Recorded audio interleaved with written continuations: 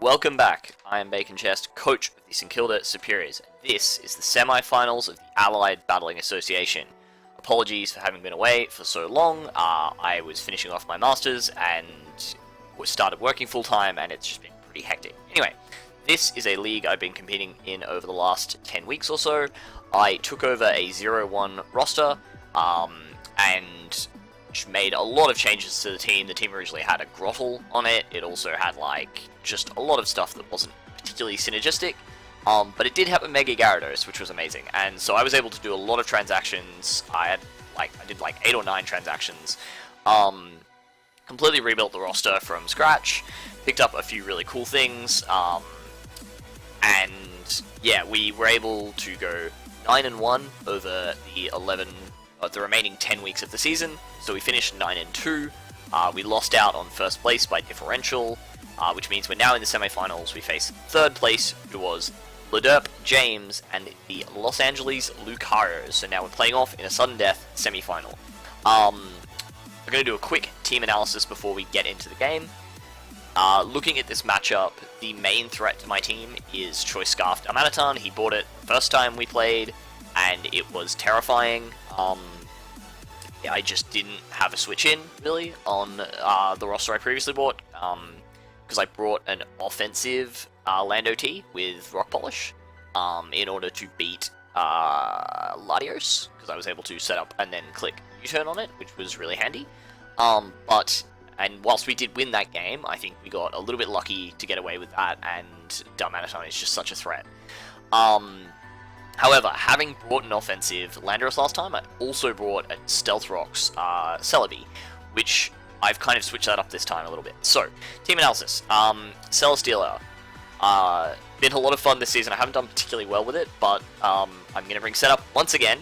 Itemless Celesteela, because Acrobatics hits harder on a few things than... Oh no, sorry, Acrobatics doesn't necessarily hit harder than S-Slash on a few things, but I needed physical coverage moves rather than special coverage moves this week.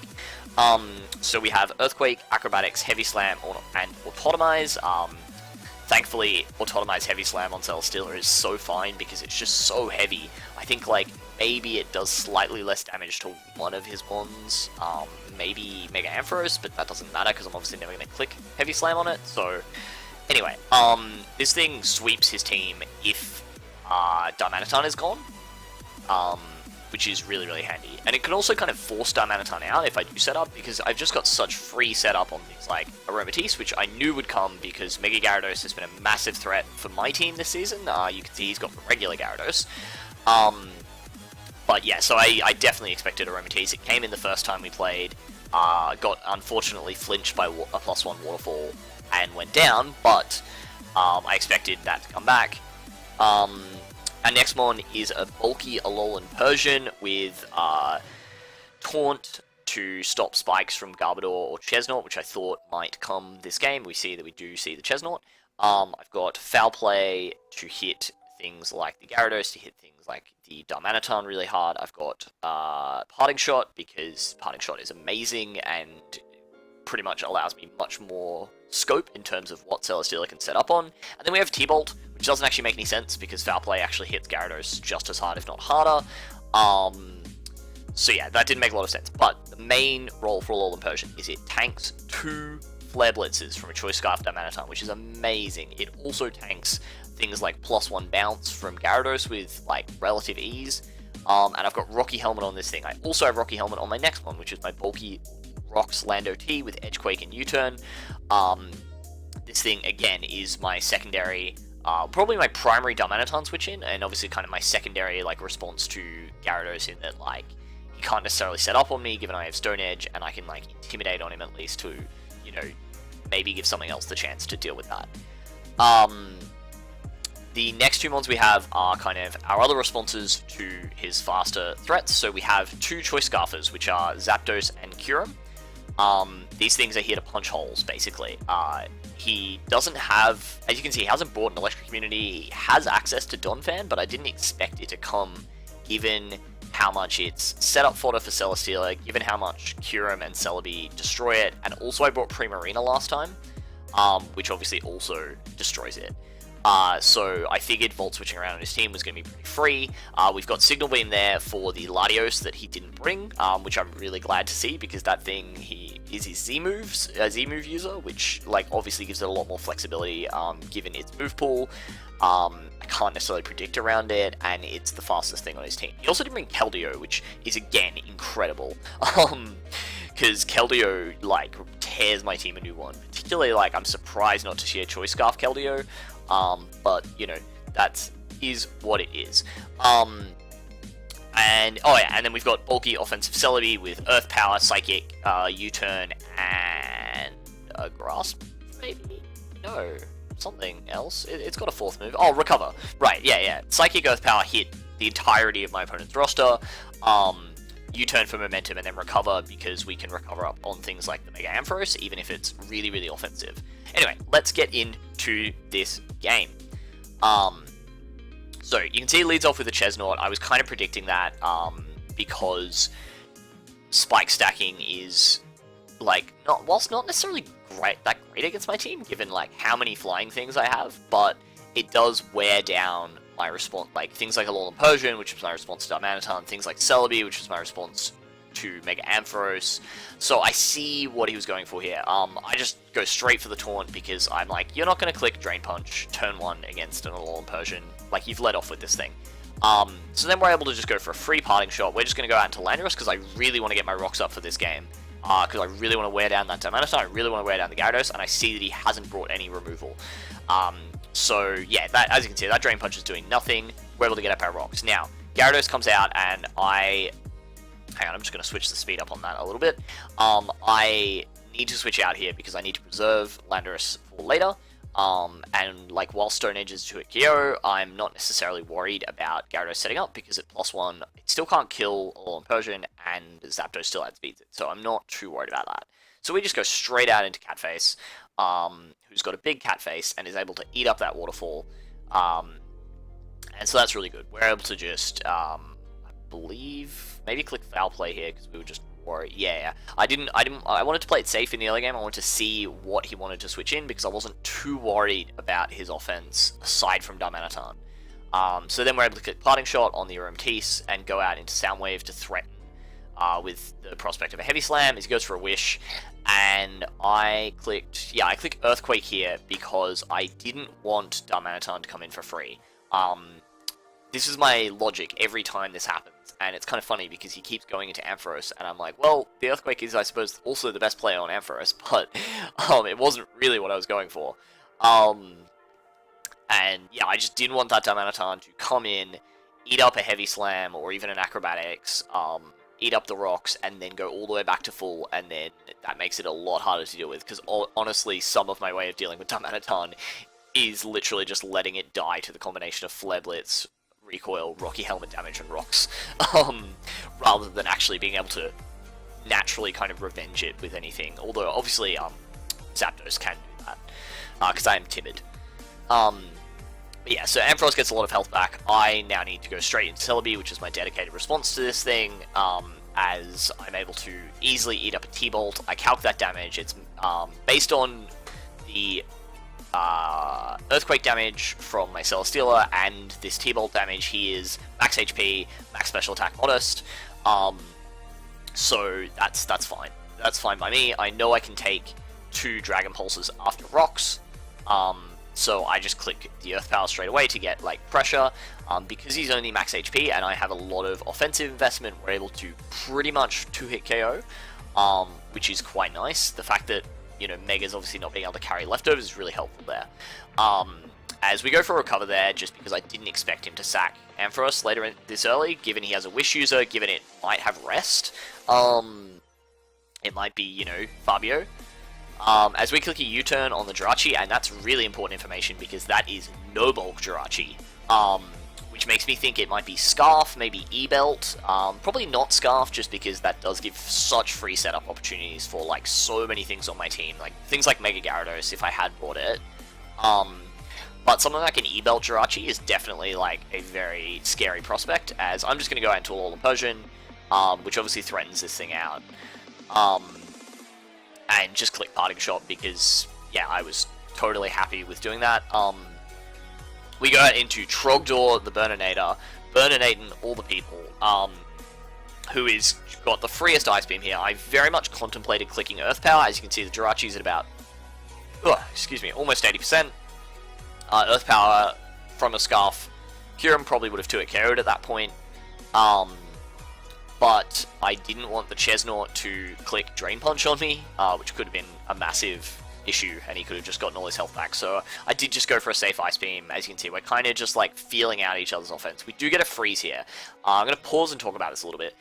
This was quite unfortunate. It did kind of change how I played around this Jirachi. I wouldn't have made the play that I'm about to make if the Jirachi wasn't frozen, because I was fairly certain this was going to be special Jirachi so that it had Thunderbolt to hit Celesteela hard, so that it has Icy Wind to hit Lando hard, and also slow Lando down and slow Zapdos down and that kind of thing. That said, I don't think it was that big of a deal. If it hadn't been frozen, I could have gone out to Zapdos pretty easily. Celebi can also tank a hit from this thing. You know, like, I think I probably just would have gone Zapdos here and just been able to, like, freely Volt Switch or freely Heat Wave, as I saw fit. But, yeah, as it stands, we're able to kind of go out to Lando, and threaten him with the Earthquake, and he stays frozen the first turn, which, like, whatever. He stays frozen the second turn, and like, as you can see from the comments, he's clicked Icy Wind.